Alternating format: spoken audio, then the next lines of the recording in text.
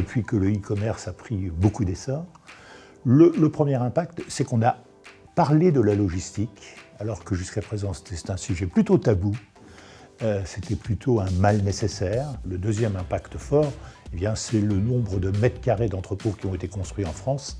en particulier en France, par l'arrivée du e-commerce. Les e-commerçants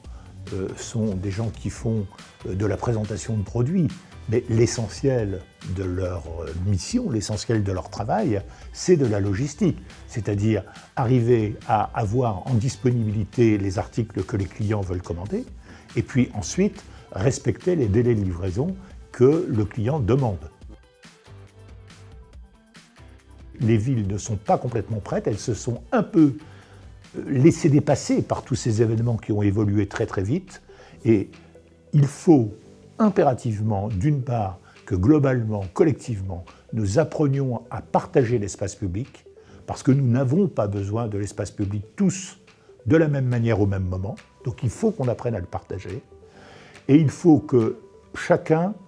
garde son rôle. On peut prendre comme exemple deux grandes métropoles que nous connaissons bien chez Acilogue, d'une part la métropole du Grand Lyon et d'autre part la métropole du Grand Paris, qui sont réellement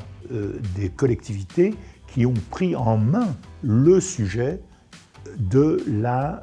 livraison du dernier kilomètre et qui essayent de le traiter de manière positive et efficace. Du côté développement durable, on peut dire que